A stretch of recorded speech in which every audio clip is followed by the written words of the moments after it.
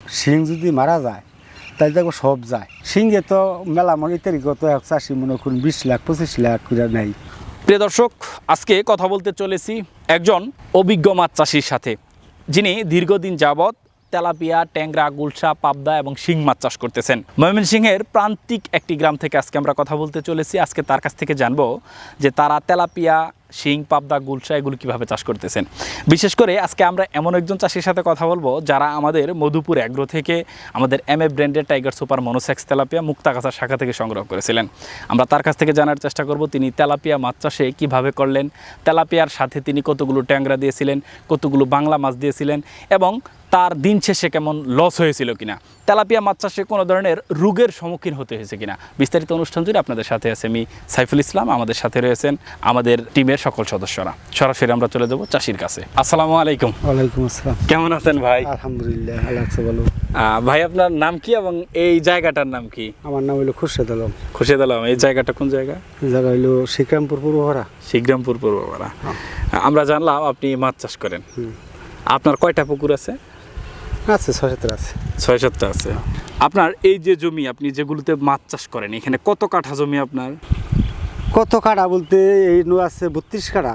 জি। আর সর্বমোট সব না এনুকা আছে 32 কাড়া। জি। আরেক জায়গায় আছে 1 পুরা।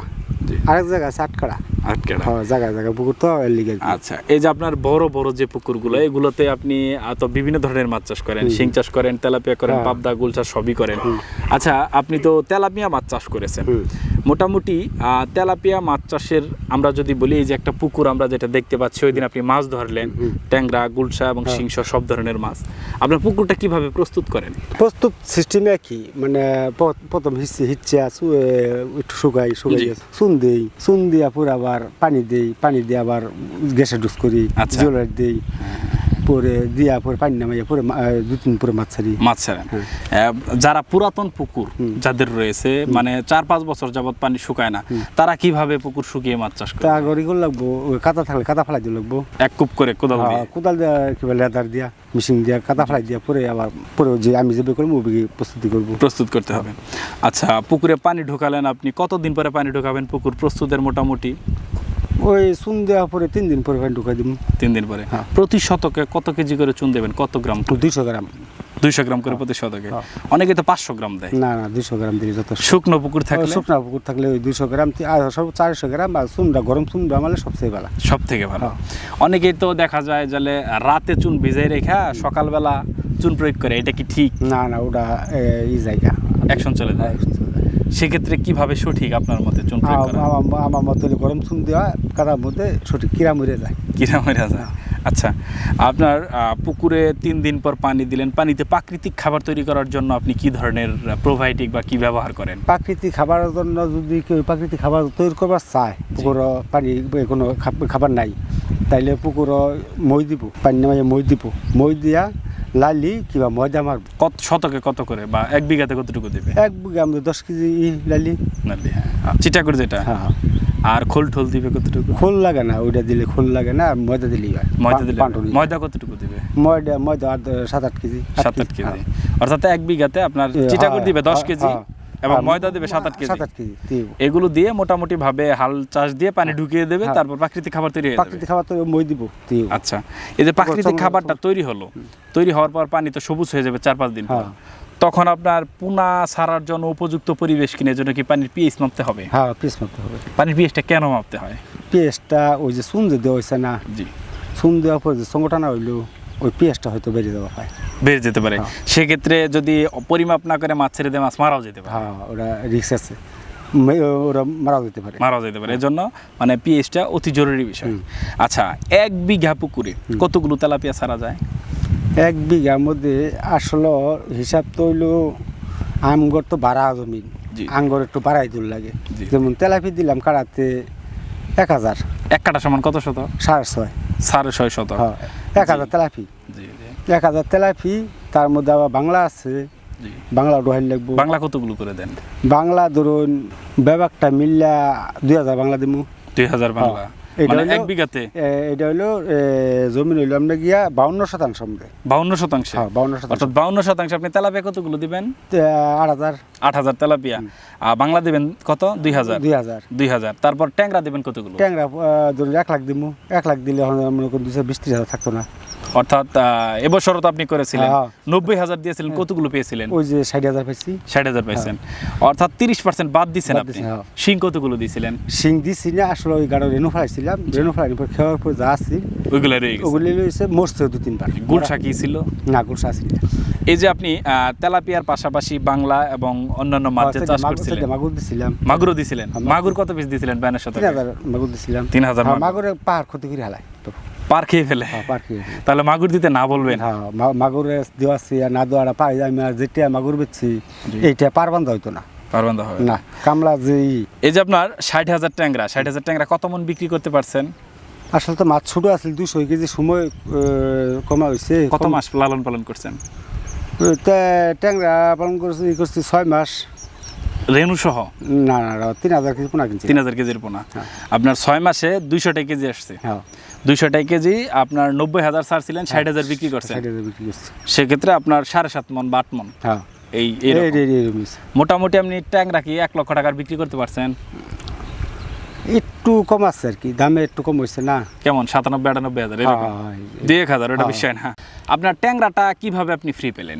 ট্যাংরাটা হইলো ওই তেলাপিয়া আবাদ করছি, ওই তেলাপিয়ার সাথে তেলাপিয়া খাবার দিছি, ওই খাবারের সাথেই উড়ে গেছে। যেমন হালকা একটু ওই যে যেমন তেলাপিয়া গোয়ার খাওয়াইছি সেটা পিসারা বাঁধিয়ে দিয়ে দিছি, উড়ে গেছে।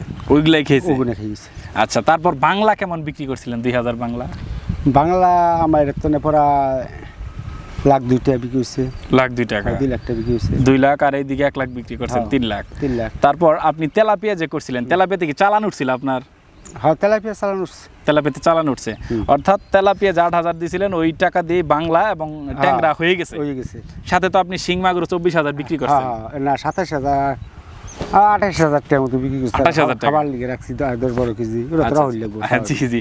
অর্থাৎ আপনি ট্যাংরা বিক্রি করছেন 97,000 টাকা, বাংলা বিক্রি করছেন প্রায় 2 লক্ষ টাকা, এবং অন্যান্য মাছ আপনার 27,000 টাকার মতো, গড়ে 3 লক্ষ টাকা বিক্রি করে ফেলছেন। এই যে তেলাপিয়াকে যে খাবারটা দিছিলেন আপনি, এই খাবারটাতে এগুলো হয়ে গেছিল, আর তেলাপিয়াতে মোটামুটি আপনার লেভেল হয়েছে, মানে খুব একটা লাভ হয় না। না তেলাপিয়া খুব একটা। আচ্ছা, এককভাবে যদি তেলাপিয়া করতেন সেক্ষেত্রে তো তেলাপিয়াতে দেখা যেত কেমন লাভ হইতো? তাহলে এককভাবে তেলাপিয়া থাকলে আসলে তো ওইটা খাবার কম লাগতো। ওই লাভ অত হইতো না। লাভ তো আমি যে তোলে যে মাছটি বেচছি, জি জি, এই মাছটি তো আর আমি পেতাম না। এই মাছটি তো টেয়া দিত না, তেলাপিয়া তো উঠে দিত না। হ্যাঁ হ্যাঁ, ঠিক আছে আপনার কথা। হয়তো তেলাপিয়া যেমন আমি বেচছি 90টা, ওনাই পড়তো 70-75টা। জি জি, কিন্তু অত টাকা তো পেতেন না। তো আগে তো না। হ্যাঁ হ্যাঁ। আচ্ছা, তেলাপিয়া একক চাষ করা কি আপনি, যেহেতু আপনি দীর্ঘদিনের অভিজ্ঞ চাষী, আপনি তেলাপিয়া একক চাষটা কতটুকু মানে গ্রহণযোগ্যতা হিসেবে দেখবেন আপনি? তেলাপিয়ার আসলে যে এইটা যে তেলাপিয়া মাছটা মনে করুন যদি করে ওই এককভাবে করে, তাইলে এককভাবে করলে ওরা চাষি হইতো না। হ্যাঁ আসলে লাভবান হইতো না। জি জি। আর তেলাপিয়ার সাথে কিভাবে চাষ করতে হবে? তেলাপিয়ার সাথে ট্যাংরা দুল লাগবো, জি, বাংলা দুল লাগবো, কিছু শিং মাগুর দিল। ওই শিং মাগুর দাম দিবার না করে মাগুর দিলে পার থাকতো, পার থাকবে না। আবার আমার তো মনে করো যে রেট দেয় না। জি জি, আমরা তো রেট দিই। আর যারা নেট দেয়, হেরা দিতে পারবো।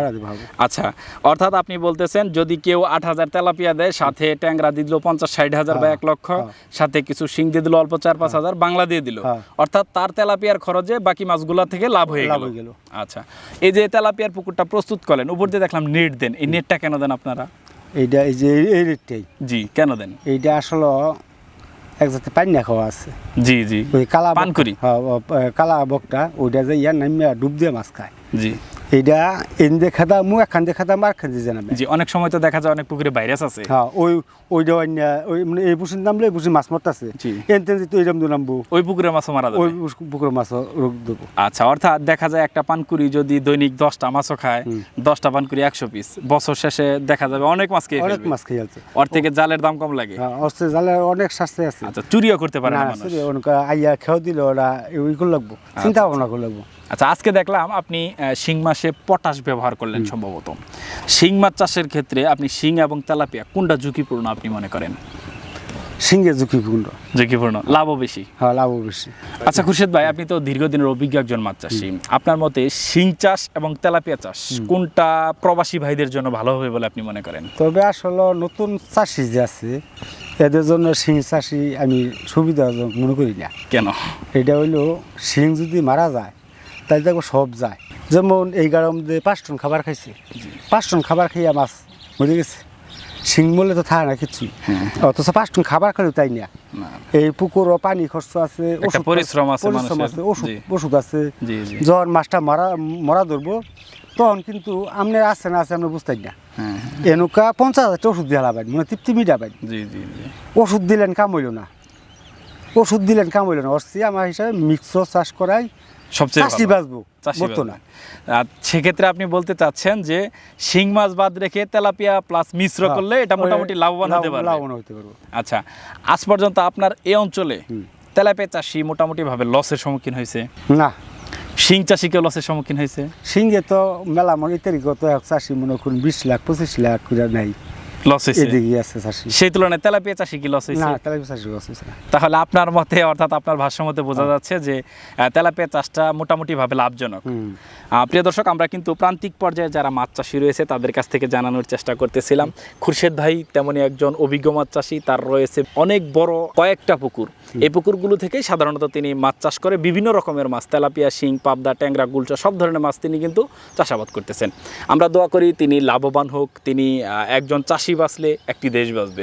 মাছের যে খাবারের রেট সেই তুলনা অনুযায়ী আপনারা সবসময় দেখে শুনে বুঝে মাছ চাষ করবেন। অযথা না জেনে না বুঝে আপনি যদি মাছ চাষ করবার শুধু চলে আসেন, সেক্ষেত্রে দেখা যাবে কিন্তু আপনার 5-6 লক্ষ টাকা লস হলো, জীবনের মতে আপনার মাছ চাষের স্বপ্নটা কিন্তু ধ্বংস হয়ে গেল। আপনি সেজন্য দেখে শুনে বুঝে ভালো মানের পোনা আপনারা ক্রয় করবেন এবং দেখে শুনে বুঝে ভালোভাবে যত্ন করবেন, তাহলে আপনারা লাভবান হতে পারবেন। এটি আমাদের প্রত্যাশা। আর এই প্রত্যাশা শেষ করছে আজকের অনুষ্ঠান। আল্লাহ হাফেজ।